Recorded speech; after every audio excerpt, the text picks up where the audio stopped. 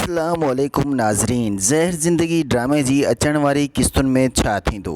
सोणल बंदूक खणी छा पीउ खां पंहिंजी मिल्कियत वठण में कामयाब थी वेंदो?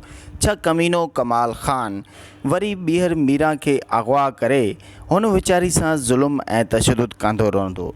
नाज़रीन, ज़हर ज़िंदगी ड्रामे में रबन ऐं मीरा जे लाइ त सदाईं सूरनि जी सेज विछायल आहे। ख़बर न आहे त हिन ड्रामे जे राइटर नूर ज़हूर मीरा जे मुक़दर ऐं रबन जे मुक़दर में एॾा ॾुख ऐं विछोड़ा छो लिखिया अथसि। रबन वीचारे घर जूं ख़ुशियूं बर्बाद थी वियूं। मीरा जी शादी खां पोइ रबन जो भाउ बि मारियो वियो।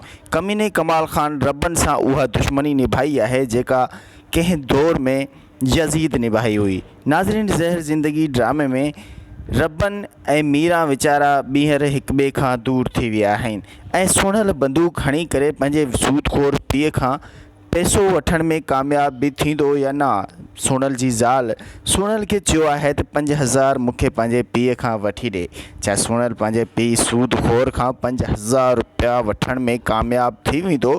लॻे नथो जो सोणल बंदूक हणी करे पंहिंजे पीउ खां 5000 वठण में कामयाब थींदो, छो त हुनजो पीउ हिकु नंबर जो वॾो सूदखोर ऐं व्याजी आहे जेको मरी त सघे थो पर पंहिंजे पुट खे 5 रुपया भी ख़ुशीअ सां नथो ॾेई सघे।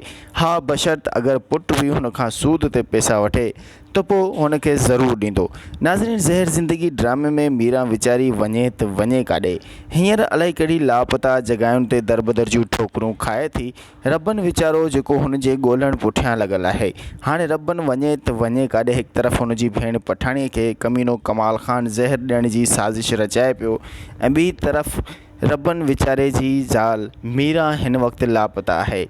ऐं नाज़रीन, सोणल बंदूक हणी करे पंहिंजे पीउ सूदखोर खे कीअं सिधो कंदो जॾहिं त हुनखे हिकु तरफ़ ज़ाल बि मेणा पई ॾे ऐं ॿी तरफ़ हुनजो पीउ मोचड़ा पियो हणे। ज़हर ज़िंदगी ड्रामे जी हर अपडेट ॾिसण लाइ ॾिसंदा सिर्फ़ु असांजी HD TV खे। जेकॾहिं अव्हां असांजे चैनल ते नवां आहियो त काइंडली सब्सक्राइब ज़रूरु कंदा ऐं पंहिंजो रखंदा खोड़ सारो ख़्यालु। अल्लाह हाफ़िज़।